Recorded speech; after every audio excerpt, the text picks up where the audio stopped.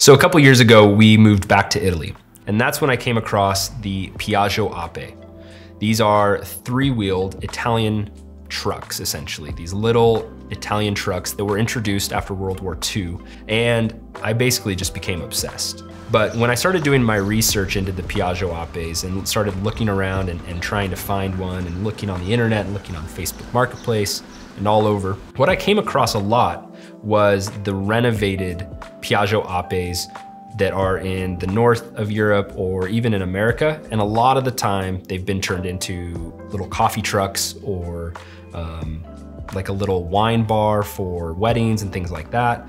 So I think the idea kind of originated from seeing all of these transformations. Fast forward, I'd owned it for almost a year, and I just thought, you know, I've always wanted to do some kind of fun little food truck or coffee truck.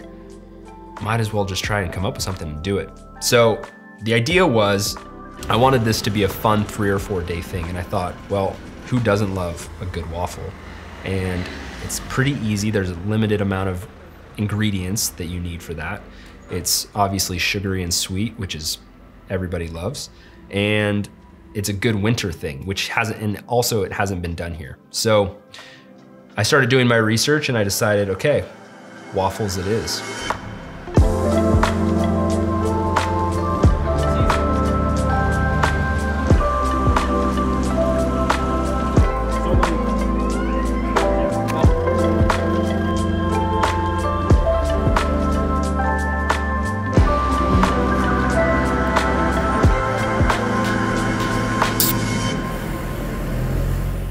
So not to get too much into the logistics, but one of the things that I wanted to touch on was the fun with this is that it's a fun thing for the community. It's a fun thing for me to make a little money. And I love small business plans where you get to just test out, is this business viable? Is this something that could actually be somewhat sustainable, or is this just a terrible idea?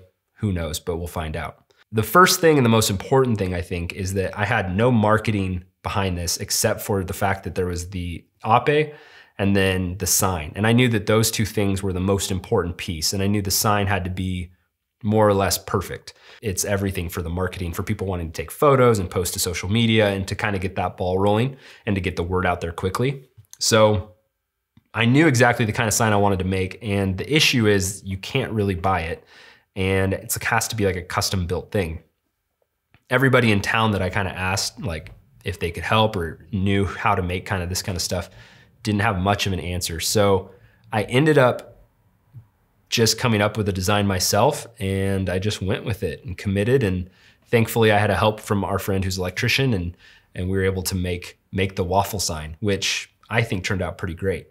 I know it's misspelled and I know it's missing letters. That is partially because spelling is different if you're in North America or if you're in Europe. And the other thing is, it's a lot of lights and a lot of money to put all the little light bulbs in. So I shortened it from waffles to waffle. And then I removed one more F because I can, I guess. Whoa. The recipe took me a while. I had to find a recipe that was actually gonna work and that I felt was worthy of people to actually spend money on.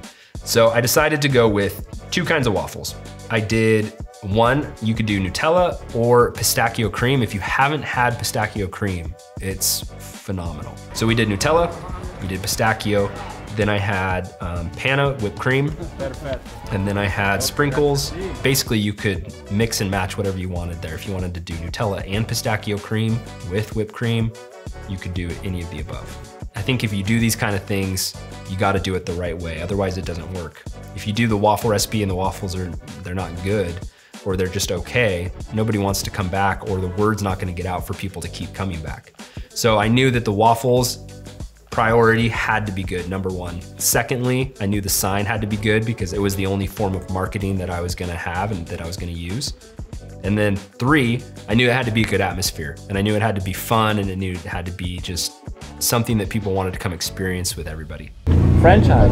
Yeah, franchise. One in every town. One in every corner. Night one was fun. I honestly did not have any expectations going into this.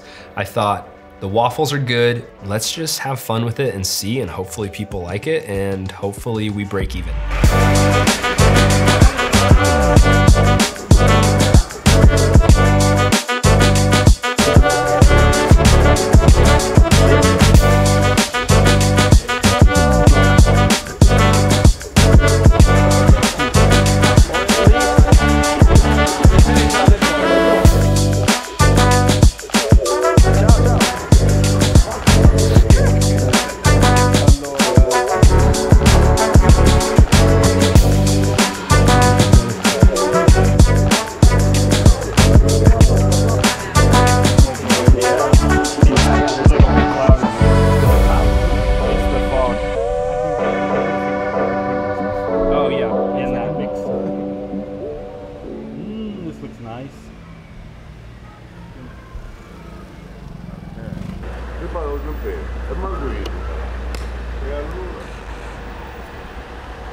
I opened up the first night.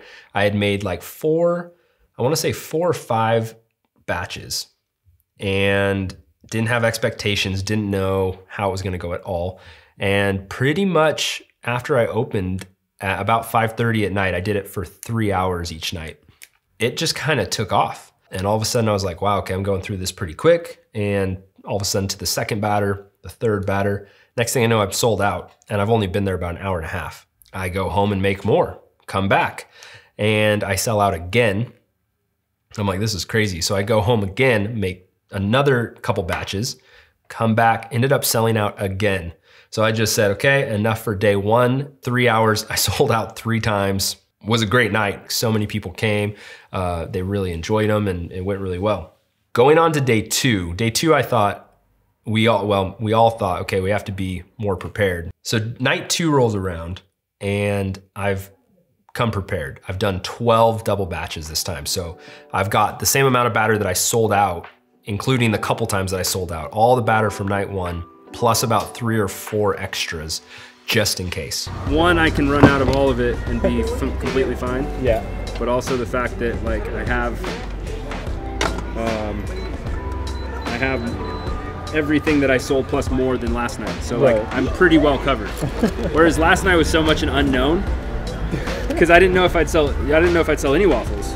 Yeah, I see. And then I sold like 85 or more.